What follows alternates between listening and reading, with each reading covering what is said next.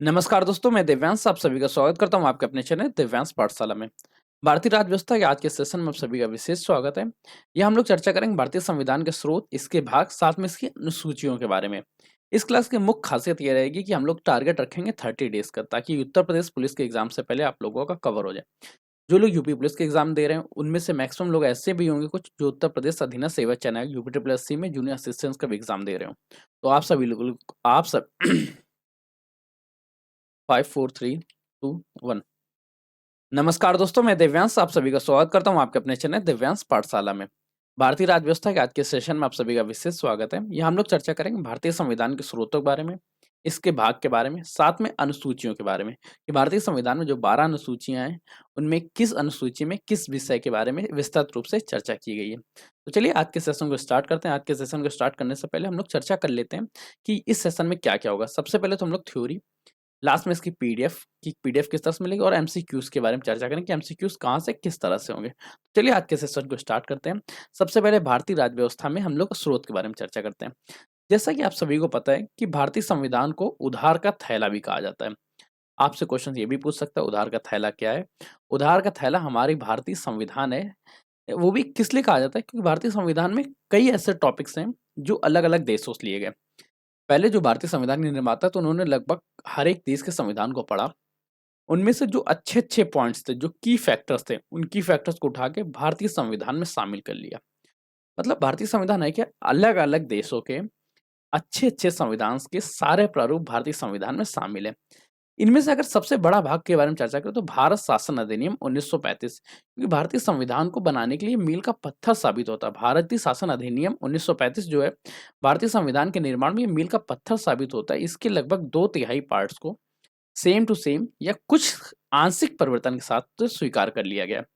अब इतने बड़े जब शासन को स्वीकार किया गया तो इसमें जैसे मुख्य तौर पे क्या है, संघात्मक व्यवस्था, न्यायपालिका की शक्ति, क्योंकि न्यायपालिका वर्तमान समय में सर्वोच्च विधि है हमारे यहाँ, राजनीति की आधारभूत संरचना, लोक सेवा आयोग। फिर चर्चा करते हैं जर्मनी के बारे में। अच्छा, जर्मनी में से आपको क्या याद आता है?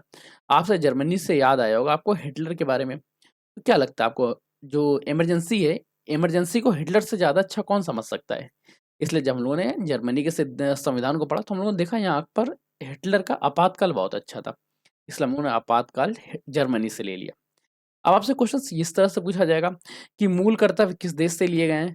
तो मूलकर्ता पूर्व पूर्व सोवियत संघ या इसको सही नाम से देखें तो वर्तमान समय में रसिया नाम है, वर्तमान समय में रूस से लिए गए थे, ठीक है। आपको क्वेश्चन ये भी पूछ सकता है कि रूस से कौन सा आर्टिकल लिया गया था, तो आपको याद रखना है कि रूस से मूल कर्तव्य लिए गए थे। फिर चर्चा करते हैं अमेरिका के बारे में। एक की पॉइंट याद रखिए, पावर। छोटा सा की पॉइंट है, उम्मीद है कि आपको याद हो गया होगा। जब कभी आपसे पावर के बारे में चर्चा करेंगे तो आपको याद रखना अमेरिका का। अमेरिका से क्या लिए गए? मौलिक अधिकार लिए गए, सर्वोच्च न्यायालय की पावर ली गई, न्यायिक पुनरावलोकन, जुडिशियली रिव्यू, जिसको न्याय क्या है, अब न्यायालय क्या है, अपना किसी भी एक मत को देके उसको खुद से रीचेंज कर सकता है, उसे पसंद आए तो, ना पसंद आए तो, वो भी स्वतः ही। न्यायपालिका की स्वतंत्रता, संविधान की सर्वोच्चता, राष्ट्रपति का महाभियोग, उपराष्ट्रपति का पद, राज्यसभा का पदेन सभापति होना, राष्ट्रपति के संघ की कार्यपालिका की शक्ति, राष्ट्रपति के संघ में रक्षा बलों का सर्वोच्च समादेश। जितनी भी पावर के बारे में चर्चा करेंगे तो वो किस संविधान से लिया जाएगा? अमेरिका के। वैसे भारतीय संविधान का हर एक आर्टिकल खुद में बहुत बड़ा पावर रखता है, पर ये सिर्फ याद करने के लिए छोटी सी ट्रिक है। मैं तो आप लोगों से ये कहूंगा कि आप लोग ट्रिक मत याद रखिए, आप लोग पूरा का पूरा डाटा ही याद करिए, क्योंकि यार मुझे पर्सनली ट्रिक याद करने में समस्या होती है, इसलिए मना कर रहे हैं। जिसको ट्रिक से याद हो जाए वो ट्रिक से याद कर ले। जब कभी आप ब्रिटेन के बारे में चर्चा करेंगे तो ब्रिटेन में संसद बहुत अच्छी थी, इसलिए वहां से क्या लिया? संसदीय प्रणाली, एकल नागरिकता, विधि का शासन, विधि निर्माण की प्रक्रिया, संसद के विशेषाधिकारों के बारे में, जो सांसद बांधते हैं, जो व्यक्ति सांसद बनता है उनको कौन कौन से अधिकार है, चुनाव किस तरह से लिए जाएंगे, चुनाव की प्रक्रिया क्या रहेगी, साथ में द्विसदनात्मक शासन प्रणाली। फिर चर्चा करते हैं कनाडा के बारे में। कनाडा से सिर्फ 2 चीज याद रखिए, दिमाग तुरंत खत्म। सबसे पहले सरकार की संघीय व्यवस्था, साथ में अनुसूचियों के बारे में, ठीक है। केंद्रीय अनुसूची कौन सी है, राज्य की अनुसूची कौन सी है, समवर्ती सूची कौन है, तथा इनके बीच में कार्यों को किस प्रकार बंटवारा किया जाएगा, ठीक। फिर जब कनाडा से थोड़ा सा आगे बढ़ते हैं ऑस्ट्रेलिया से प्रस्तावना की भाषा, मुख्य तौर से केंद्र राज्य संबंध, साथ में समवर्ती सूची, ठीक। फिर चर्चा करते हैं आयरलैंड से। आयरलैंड से राज्य के नीति निदेशक तत्व डीपीएसपी। अच्छा, राज्य के नीति निदेशक तत्व जब कभी आपको याद रखेगा तो आपको तुरंत याद आना चाहिए महात्मा गांधी। गांधीवादी मूल विचारधारा कहाँ से है? मूल गांधी जी की मूल विचारधारा का समावेश कहाँ पे? डीपीएसपी में, जिसको राज्य के नीति निदेशक तत्व कहते हैं। राष्ट्रपति का निर्वाचक मंडल एवं निर्वाचन की प्रक्रिया। राष्ट्रपति व राज्यसभा में समाज सेवा, साहित्य, कला एवं विज्ञान के क्षेत्र में ख्याति प्राप्त व्यक्तियों का मनोनयन। लैंग्वेज थोड़ी सी कठिन हो गई तो याद रखिए, राष्ट्रपति किस प्रकार से लोगों का मनोनयन करेंगे, इस बारे में जो विचार रखा गया था वो किस संविधान से लिया गया? आयरलैंड से। फिर चर्चा करते हैं जापान से। जापान से लिया गया विधि द्वारा स्थापित प्रक्रिया, किसी प्रकार से किसी को कानून किस तरह से बनाया जाएगा। दक्षिण अफ्रीका से संविधान संशोधन की प्रक्रिया। तो ये कंप्लीट क्लास ली जहाँ पे हम लोगों ने अभी देखा भारतीय संविधान के स्रोतों के बारे में। अब हम लोग चर्चा करते हैं भारतीय संविधान के भाग के बारे में कि भारतीय संविधान में मुख्य तौर पे किस भाग में क्या वर्णन किया गया। अच्छा, भाग क्यों जरूरी है? सबसे पहले तो ये एक थोड़ा सा डाटा याद रखिए, भाग क्यों जरूरी। देखिए, अभी तक आपको पूरी बुक्स के बारे में, जैसे आप कोई भी बुक पढ़ते हैं तो सबसे पहले एक इंडेक्स देखते हैं आप। इंडेक्स से क्या आपको ये पता चल जाता है कि इस बुक में संज्ञा के बारे में किस चैप्टर में बताया, किस पेज में बताया गया, सर्वनाम के बारे में कहाँ बताया गया। उसी प्रकार से जो भारतीय संविधान का इंडेक्स है, उसी इंडेक्स को हम लोग भाग से जान सकते हैं। भारतीय संविधान में 22 भाग हैं। इन सभी भागों में जो जो वर्णन किए गए हैं, अगर आपको जैसे ही मूल कर्तव्य के बारे में पढ़ने हैं तो डायरेक्ट आप एक आर्टिकल तक जाइए, उस आर्टिकल में आपको मूल कर्तव्य के बारे में पढ़ने को मिल जाएगा। मतलब भारतीय संविधान जो इंडेक्स है वो भारतीय संविधान का भाग है। अब इंडेक्स को पढ़ने से ये होता है कि आपके 1 से 2 क्वेश्चन सही होने की उम्मीद हो सकती है। जैसे हो सकता है कल के दिन आपसे पूछ ले कि नागरिकता का प्रावधान भारतीय संविधान में कहाँ से है, किस आर्टिकल से किया गया है, तो आपको तुरंत याद होना चाहिए कि किस भाग में नागरिकता से के बारे में चर्चा की गई और उस भाग में कौन-कौन से आर्टिकल हैं। तो चलिए आज की क्लास को यहाँ पे अब आगे भी देखते हैं, जहाँ पे वर्णन करेंगे भारतीय संविधान के भागों के बारे में। सबसे पहले, जैसे कि आप किसी भी क्षेत्र के बारे में वर्णन करेंगे तो सबसे पहले आपको एक राज्य क्षेत्र की स्थापना करनी पड़ेगी। कोई भूमि का एक पार्ट लेना होगा। उसी तरह से अब सबसे पहले हम लोगों ने भाग 1 के बारे में चर्चा करते हैं, जहाँ पे संघ एवं उसका राज्य क्षेत्र। आर्टिकल 1 से लेके 4 तक हम लोगों ने राज्य की भूमि ले ली। अब भूमि लेने के बाद क्या करेंगे? वहाँ कुछ लोगों को बैठाना भी पड़ेगा। जो लोग रहेंगे, वो लोग क्या होंगे? वहाँ के वास्तविक रूप से निवासी होंगे। जो निवासी होते हैं उन्हें क्या बोलते हैं? नागरिक। अर्थात क्या है? पहले हम लोगों ने राज्य क्षेत्र के बारे में चर्चा करेंगे, आर्टिकल 1 से 4, फिर नागरिकता के बारे में 5 से 11। जो कोई नागरिक होगा उससे कुछ ना कुछ अधिकार देने पड़ेंगे, अर्थात भाग 3 12 से 35 तक। जब अधिकार देंगे तो कुछ ऐसे भी अधिकार होंगे जो आज से लागू होंगे, कुछ ऐसे अधिकार होंगे अगर मेरी कैपेसिटी हुई तो मैं लागू करूंगा, नहीं कैपेसिटी हुई तो नहीं लागू होंगे। तो उन्हें क्या बोलेंगे? भाग 4 डीपीएसपी। आर्टिकल 36 से लेके 51 तक जो नागरिक होंगे। चलिए देखिए, एक बार आप छोटा सा व्यू लेते हैं। हमने एक जमीन खरीदी, उस जमीन में लोग रहने लगे, इन लोगों को कुछ हम लोगों ने अधिकार दिए। अब आप इस बात के लिए तो जिद कर सकते हैं कि आपको पेन लेना है, पर आप इस बात के लिए जिद नहीं कर सकते कि आपको गोल्डन पेन लेना है। अगर हमारी इच्छा हुई, हमारी कैपेसिटी हुई तो हम आपको गोल्डन पेन दिलाएंगे। मतलब डीपीएसपी के बारे में। आप जब इतना कुछ आपके लिए किया जाएगा तो आपके भी कुछ ना कुछ कर्तव्य बनेंगे देश के प्रति।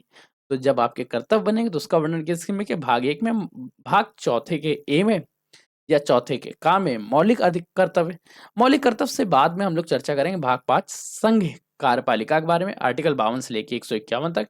भाग 6 राज्यों के बारे में वर्णन करता है, जो आर्टिकल 152 से लेके 237 तक। भाग 7 इस समय निरस्त है, इस वजह से इसे याद नहीं करेंगे। अगर आपको याद करने की इच्छा है तो बस इतना याद रखिएगा, आर्टिकल 233 संविधान 7वां संविधान संशोधन द्वारा इसको निरस्त कर दिया गया। बस है क्या, ये बार डिटेल में देख लेते हैं। पहले क्या था कि भारतीय राज्यों की कैटेगरी थी, category A, category B, category C, category D.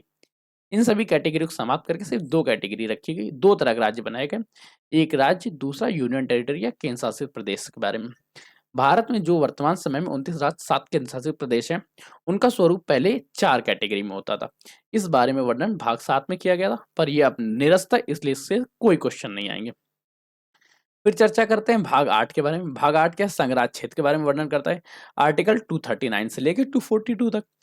भाग 9 पंचायतों के बारे में वर्णन है, आर्टिकल 243 243 में। भाग 10 क्या है? अनुसूचित और जनजाति क्षेत्र, अनुच्छेद 244 से लेकर 244 ए तक वर्णन किया गया या 244 का तक वर्णन किया गया। भाग 11 संघ और राज्य के बीच में संबंध के बारे में बताता है। अनुच्छेद 245 से लेकर 263 तक वित्त, संपत्ति, वाद विवाद, संवेदनाएं, संविदाएं, इनके बारे में वर्णन अनुच्छेद या आर्टिकल 264 से लेके 300 का तक किया गया, 300 ए तक किया गया, जिसको भाग 12 में वर्णित है। भाग 13 में क्या है, भारतीय संविधान के राज्य के भीतर भारतीय संविधान में किस तरह से आप राज्य के अंतर्गत व्यापार करेंगे उसके बारे में वर्णन आर्टिकल 301 से लेके 307 तक किया गया। भाग 14 राज्य एवं संघ एवं राज्यों के अधीन जो सेवाएं उनके बारे में वर्णन करता है, आर्टिकल 308 से लेके 323 तक। भाग 15 निर्वाचन के बारे में चर्चा करता है। भाग 16 कुछ वर्गों के लिए विशेष उपबंध दिए गए, आर्टिकल 330 से लेके 342। भाग 17 राजभाषा के बारे में वर्णन करता है। अच्छा, बहुत देर से इसे पढ़ रहे, इसको पढ़ते पढ़ते आपके दिमाग में हेडेक नहीं हो रहा कि क्या यार भाग भाग भाग याद रखे? तो देखिए, भाग इंडेक्स था। इंडेक्स नहीं पढ़ते हम, आज तक हमने किसी बुक का इंडेक्स नहीं पढ़ा, हम लोग फिर भी ऐसे पास हो जाते हैं ना डायरेक्ट बुक के बारे में, और यहाँ तो इतना पढ़ लिया कि हेडेक हो रहा। तो देखो, इसके बारे में एक चीज ध्यान रखना, इंडेक्स से नहीं मतलब है, आपसे कभी कभी डायरेक्ट भाग से संबंधित क्वेश्चंस पूछ लेते हैं। जैसे क्वेश्चन आपका इस तरह से आएगा कि भारतीय संविधान में राजभाषा का वर्णन किस अनुच्छेद में किया गया, आपको ऑप्शन होगा आर्टिकल 352, आर्टिकल 362, आर्टिकल 381, आर्टिकल 12। जब आपको ये पता होगा कि राजभाषा का वर्णन 352 से 360 तक किया गया था, तो एक ऑप्शन भी टिक हो जाएगा, नाम मार्क्स मिल जाएंगे। कभी कभी ये भी पूछ लेता है राजभाषा का वर्णन किस भाग में किया गया, भाग 17, भाग 16, भाग 14, भाग 12, इसलिए आपको याद करना पड़ेगा। पर अभी एक बार डिटेल देख लेते हैं। 22 भाग के बाद हम लोग मोस्ट इंपॉर्टेंट के बारे में क्लिक करेंगे, जिनसे रिलेटेड क्वेश्चन लगातार पहले पूछे गए हैं, अभी भी पूछे जाते हैं और आगे भी पूछते ही जाएंगे। भाग 18 आपात उपबंध के बारे में चर्चा करता है, जिसका आर्टिकल के बारे में चर्चा करें तो आर्टिकल 352 से लेकर 360 तक वर्णन है। भाग 19 राष्ट्रपति, राज्यपाल, संसद आदि के संरक्षण के बारे में चर्चा करता है, आर्टिकल 361 से लेकर 367 तक। भाग 20 का संविधान का संशोधन कहलाता है, आर्टिकल 368। भाग 21 क्या है, अस्थायी संक्रमणकालीन विशेष उपबंधों के बारे में चर्चा करता है, 362। और भाग 22 में क्या है, संक्षिप्त नाम, प्रारंभ तथा हिंदी में किस प्रकार पाठ किया जाएगा उसका वर्णन, अनुच्छेद 393 से लेकर 395 तक। अच्छा, अब देखिए, भारतीय संविधान को आपको सबसे पहले पीछे से पढ़ना होगा, तब जाके आप आगे आ जाएंगे। भाग 22 क्या कहता है, हाउ टू रीड, किस तरह से हम लोग भारतीय संविधान को पढ़ेंगे, भारतीय संविधान के संक्षिप्त रूपों के बारे में, जो संक्षिप्त शब्दों का प्रयोग किया गया उसमें क्या क्या वर्णन किया गया वो बताता है भाग 22। आर्टिकल 393 से लेकर 395 बहुत इंपॉर्टेंट। उससे ज्यादा इंपॉर्टेंट है आर्टिकल 368, 368 भारतीय संविधान का संशोधन, भारतीय संविधान में किस तरह से संशोधन होगा, संशोधन की प्रक्रिया क्या रहेगी, और वो किस तरह से उसके अगेंस्ट में वोट किया जा सकता है, इन सभी बारे में बताता है भाग 20। भारतीय संविधान में कोई भी चीज किस तरह से संविधान का रूप लेगी, इसका वर्णन क्या, इस चीज का वर्णन किसमें किया गया, भाग 20 में, आर्टिकल 368 से बारे में। प्रकीर्णन से संबंधित क्वेश्चन कम पूछे गए। भाग 18 आपात उपबंध, भाग 17 राजभाषा, एग्जामिनर का फेवरेट, राजभाषा का वर्णन किसने किया, देखो आपात 352, 354, 52, 56, 60, 52, 56, 60, 52, 56, 60 सीधे याद कर लो, ठीक है। राजभाषा का वर्णन भाग 17 में आर्टिकल 343 से लेके 351 तक वर्णन किया गया। भाग 15 निर्वाचन, आर्टिकल 324 से लेके 329 के बीच, 329। संघ एवं राज्यों के बीच में संबंध 245 से लेकर 263 तक। पंचायतों का वर्णन भाग 9 आर्टिकल 243 या 243 तक। संघ राज्य क्षेत्रों के बारे में, फिर ये जो 6 हैं, ये 6 तो एकदम एग्जामिनर के फेवरेट ही हैं, ये तो पूछे ही जाते हैं। तो ये पूरा पूरा ओवरव्यू रहा जहां हम लोगों ने पूरी चर्चा की भारतीय संविधान के भाग के बारे में। अब भाग के बाद हम लोग चर्चा करेंगे अनुसूचियों के बारे में। भारतीय संविधान को इसी तरह 12 अनुसूचियों में विभक्त किया गया। पहले इनकी संख्या कम थी, फिर धीरे धीरे जुड़ती गई 12 हुए। वर्तमान समय में भारतीय संविधान में 22 भाग और 12 अनुसूचियां, ये रिलेटेड क्वेश्चंस बहुत आते हैं। हम इनके पीडीएफ के बारे में भी एक बार चर्चा कर लेंगे। अगर आपको देखो सेशन यहाँ तक बने रहे तो उम्मीद है कि आपको सेशन अच्छा लग रहा होगा। अगर आपको सेशन अच्छा लगा तो सेशन को लाइक करिएगा, दोस्तों के साथ शेयर करिएगा, चैनल पर नए सब्सक्राइब जरूर कर लीजिए, क्योंकि आपका एक सब्सक्रिप्शन हमारे लिए मोटिवेशन का कार्य करता है और आपको सिलेक्शन के समय पे लेके आता है। अनुसूची 1 में क्या है, भारतीय संविधान को राज्य एवं केंद्र शासित प्रदेशों में विभक्त किया, उनके बारे में चर्चा की गई, और इसमें आर्टिकल 1 से लेकर 4 तक सेम ही है, ठीक। फिर हम लोग चर्चा करते हैं भाग 2 के बारे में। भाग 2 क्या कहता है, भाग 2 कहता है कि जितने भी हमारे यहाँ अधिकारी गण होंगे, मुख्य अधिकारी होंगे, उनको भत्ता कहाँ से मिलेगा, पेंशन कहाँ से मिलेगा। हम लोगों ने राज्य बना लिया, देश बना लिया, पर लोगों को जो अपॉइंट करेंगे उनको भत्ता और वेतन किस तरह से देंगे? उसका वर्णन भाग 2 में, और भाग 3 क्या कहता है? शपथ के बारे में चर्चा करता है। पर यह ध्यान रखिएगा, भाग 3 में राष्ट्रपति की शपथ के बारे में वर्णन नहीं किया गया है। ये डाटा ज़्यादा इम्पोर्टेंट है। जब हम लोग राष्ट्रपति पढ़ेंगे तब हम लोग वहाँ पे डिटेल से चर्चा करेंगे कि राष्ट्रपति के बारे में क्या प्रावधान है, उसकी इनकी शपथ कहाँ से होती है। पर भाग 3 में सॉरी, अनुसूची 3 में सब राष्ट्रपति की शपथ नहीं है, बाकी सबकी है।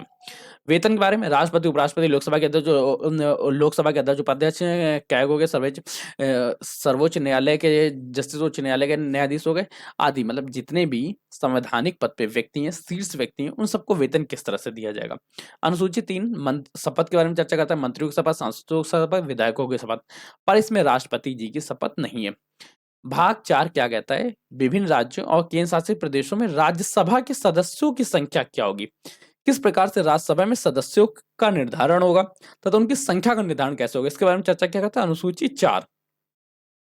अब आपसे क्वेश्चन इस तरह से पूछा गया, राज्यसभा में उत्तर प्रदेश के कितने एम्प्लॉय होंगे या कितने सदस्य होंगे? इस बात का वर्णन किस अनुसूची में किया गया? याद रखिए, अनुसूची 4 में। अनुसूची 5 क्या कहती है? ऐसे अनुसूचित क्षेत्रों और एवं अनुसूचित जनजातियों के प्रशासन एवं उनके नियंत्रण के बारे में चर्चा करती है। अनुसूची 6 स्पेशल है। असम, मेघालय, त्रिपुरा, मिजोरम, ये 4 राज्यों का नाम याद रखिएगा। असम, मेघालय, त्रिपुरा, मिजोरम, सिर्फ 4 नाम याद रखने, बहुत ज्यादा नहीं। कौन कौन सा नाम टाइप करिए? असम, मेघालय, त्रिपुरा, मिजोरम। असम, मेघालय, त्रिपुरा, मिजोरम। इन राज्यों की जनजाति क्षेत्रों में प्रशासन किस प्रकार से क्रियान्वित होगा, इसके बारे में वर्णन अनुसूची 6 में किया गया। अनुसूची 4 क्या कहता है? राज्य सूची, राज्य सूची, संघ सूची, संवर्ती सूची। राज्य सूची में कानून कौन बनाएगा? केंद्र, सॉरी, संघ सूची में संघ सूची में कानून कौन बनाएगा? केंद्र सरकार। राज्य सूची में कौन बनाएगा? राज्य सरकार। संवर्ती सूची में क्या बनाएंगे? दोनों। पर अगर कोई वर्डिक्ट होता है, कोई विरोधाभास होती है, तो केंद्र का जो कानून बनाया जाएगा वो मान्य होगा। भाग 8 क्या कहता है? भाषाओं के बारे में वर्णन करता है। भारतीय संविधान में किस तरह की भाषाएं हैं, कौन सी प्रमुख भाषा है, उनके बारे में। फिर भाग 9 क्या है? भाग 9 भूमि सुधार संबंधित कानून के बारे में। और भाग 10 क्या? दल बदल के अगेंस्ट में, अगर दल बदल करेंगे तो आपकी सदस्यता भी निरस्त हो सकती है। भाग 11 क्या है? पंचायतों की शक्तियों के बारे में, उसके अधिकारों के बारे में, उनके दायित्वों के बारे में चर्चा करता है। मैं भाग गलत बोल रहा हूँ, यहाँ अनुसूची रहेगा, ध्यान रखिएगा। अनुसूची 12 क्या है? अनुसूची 12 का नगर पालिकाओं की शक्तियों के बारे में, उनके अधिकारों के बारे में एवं उनके उत्तरदायित्व के बारे में चर्चा करता है। मुझे ऐसा लगता है कि ये कंप्लीट सेशन आप लोगों को कंफर्म हो गया होगा, आपको याद हो गया होगा। आप कमेंट करके बताइए कि आपको सेशन कैसे लगता है। अच्छा लगा और लाइक करिएगा, बुरा लगता है तो डिसलाइक करिएगा। मैं कहूँगा डिसलाइक के बटन को 2 बार दबाइए। और सबसे ज़्यादा ज़रूरी, चैनल पर नया है सब्सक्राइबर को लीजिएगा, और उससे ज़्यादा ज़रूरी अपने कम से कम 5 से 10 दोस्तों को शेयर ज़रूर करिए। तो चलिए इस सेशन को यहीं तक रखते हैं। तब तक के लिए कीप स्टडिंग, कीप स्माइलिंग, पढ़ते रहिए, मुस्कुराते रहिए। पढ़ाई मुस्कुराहट एक साथ अच्छी लगती है, अकेले में दूर हो या अधूरे हैं। और उससे ज़्यादा इंपॉर्टेंट क्वेश्चंस, हाँ, पीडीएफ कहाँ मिलेगी? नीचे जाओ, स्टडी प्लान पीडीएफ के नाम से एक लिंक बनाए, इसकी पूरी पीडीएफ इस सेशन से पहले ही अपलोड कर दी जाती है, तो वहां से जाके आप लोग देख सकते हैं। अगर फिर भी आपको नहीं मिलती तो आपके लिए व्हाट्सअप चैनल है, टेलीग्राम चैनल है, वहां से जुड़ के आप अपने व्यूज भी हमारे साथ साझा कर सकते हैं। तो चलिए आज के सेशन को यहीं तक अपनी वाणी को विराम देते हैं। तब तक कीप स्टडिंग, कीप स्माइलिंग, पढ़ते रहिए, मुस्कुराते रहिए। पढ़ाई मुस्कुराहट एक साथ अच्छी लगती है, अकेले में दोनों ही अधूरे हैं। धन्यवाद दोस्तों।